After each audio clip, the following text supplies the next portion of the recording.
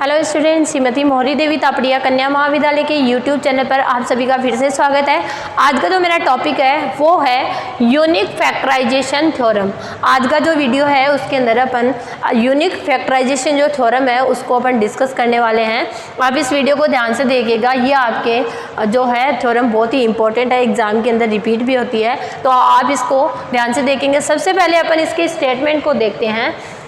ये Euclidean ring जो अपनी चल रही थी उसी टॉपिक से है ये थ्योरम, तो उसके लिए देखेंगे तो यहाँ पर अपने को गिवन है कि एक यूक्लिडीय थ्योरम में वलय में एक यूक्लिडीय वलय में कोई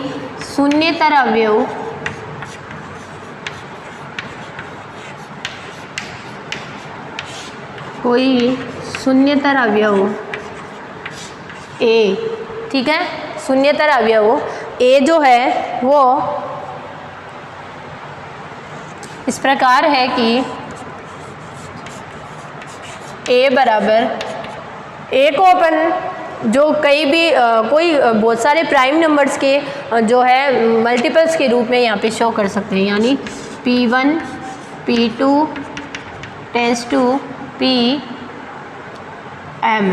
ठीक है, P1 P2 Pm और या Q1 Q2 Qn, ठीक है।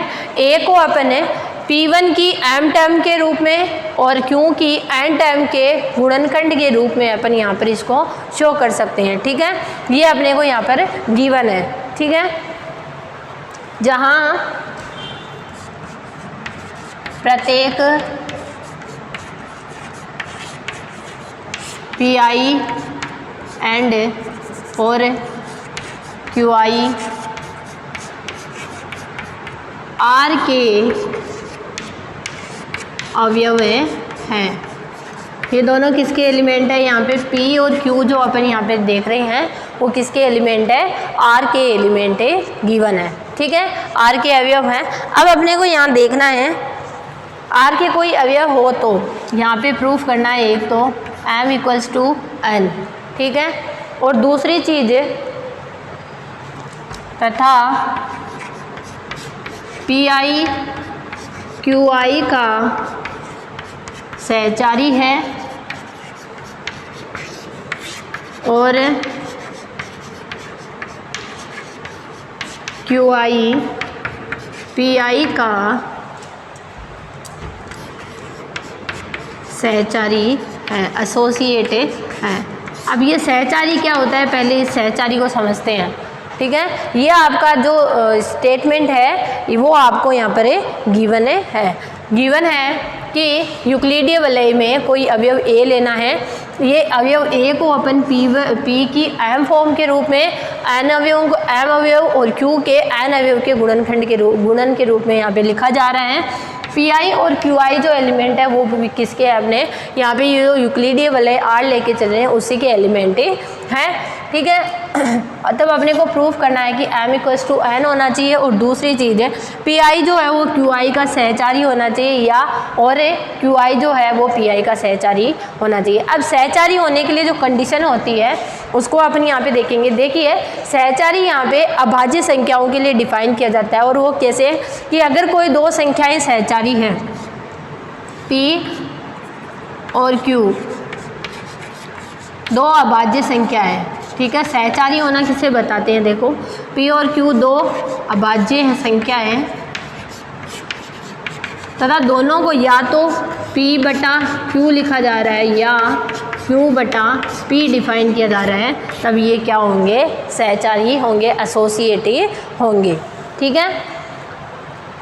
समझ आ गया? इसको अपन को क्या बोलते हैं? सहचारी होना या एसोसिएट होना बोलते हैं। तो अब अपन थ्योरम के जो यहाँ पर प्रूफ है उसको स्टार्ट करते हैं कि इस थ्योरम को प्रूफ कैसे करेंगे।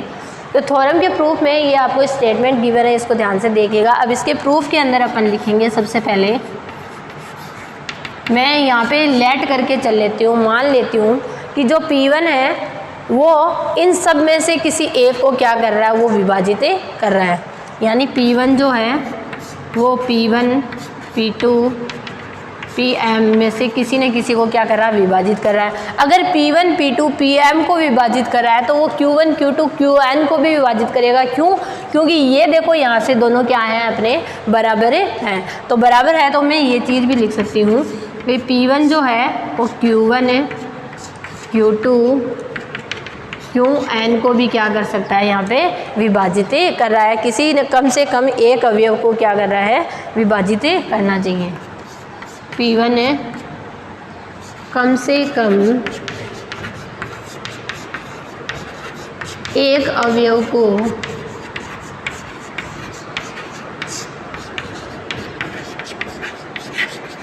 विभाजित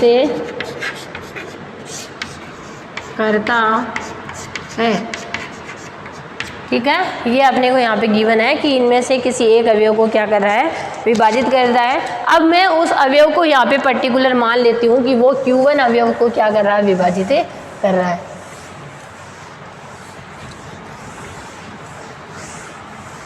मैंने यह मान लिया कि जो P1 से विभाजित हो रहा है वो अवयव कौन है, Q1 है। माना P1 बाई Q1, यानी P1 से जो विभाजित हो रहा है वो कौन है, Q1 है।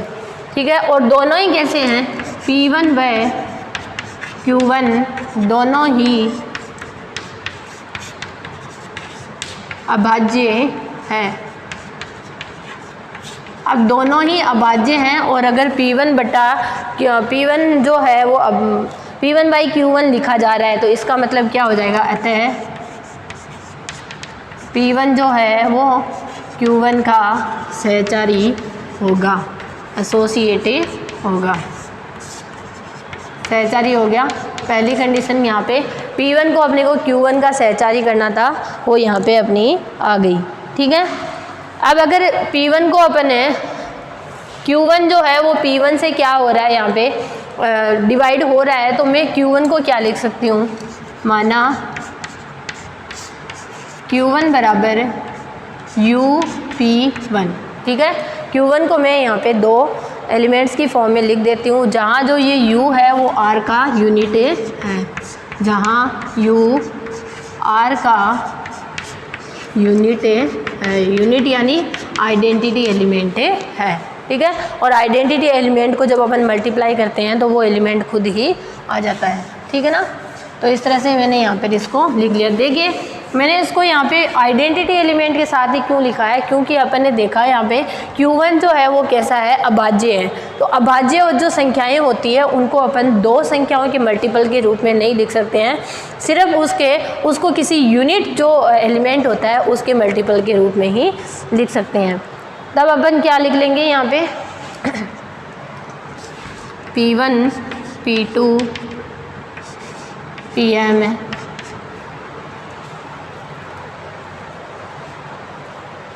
यहाँ जो वैल्यू होगी उसमें अपन यहाँ पे Q1 को क्या पुट कर देंगे,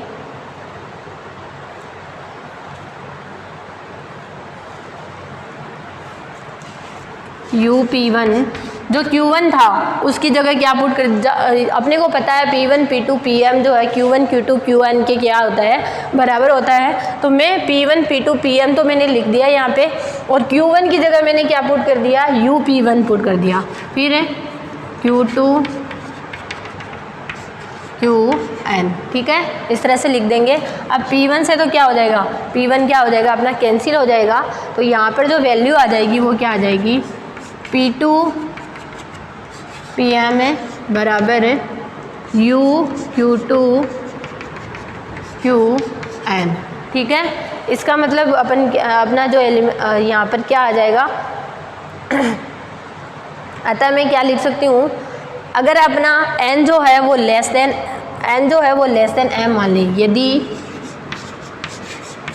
n जो है वो लेस देन m है, मतलब n ये जो एलिमेंट है वो क्या हो जाए, m से क्या हो जाए, लेस देन हो, तब यहाँ पे जो u होगा उसको क्या मानना पड़ेगा, 1, यानी यूनिट एलिमेंट को क्या मानना पड़ेगा, यहाँ पे अपने को 1 लेके चलना पड़ेगा।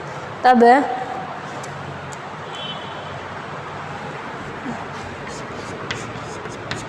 m पदों के पश्चात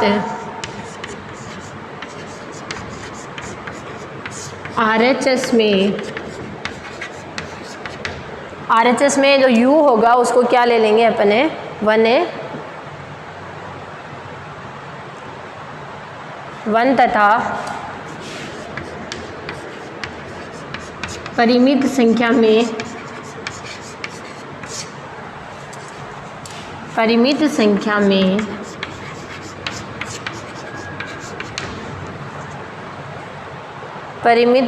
में QI का गुणनफल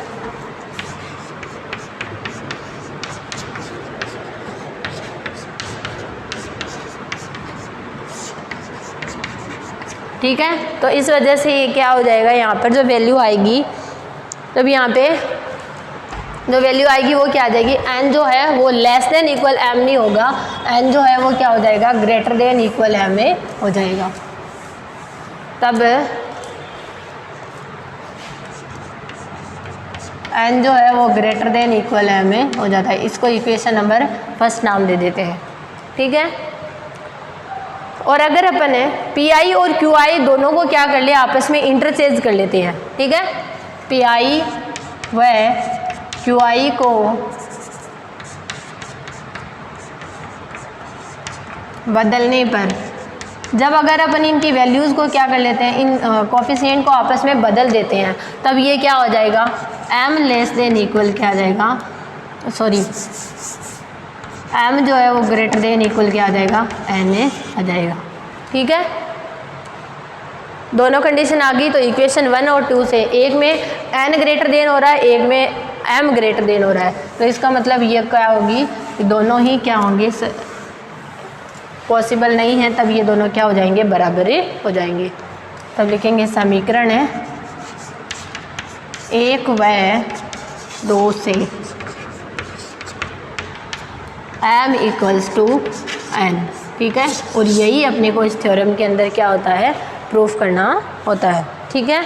और एसोसिएट को अपन यहाँ पे P जो है वो PI जो है वो QI का एसोसिएट होता है, ये अपन ने यहाँ पे प्रूफ कर ही दिया। तो वैसे ही जैसे अपन इंटरचेंज करेंगे PI को QI में, तो QI किसका हो जाएगा, PI का एसोसिएट ही हो जाएगा। तो ये थी अपनी यूनिक फैक्टराइजेशन थ्योरम, जिसको अपन ने आज के वीडियो के अंदर पढ़ा है। आई होप आपको समझ आया होगा।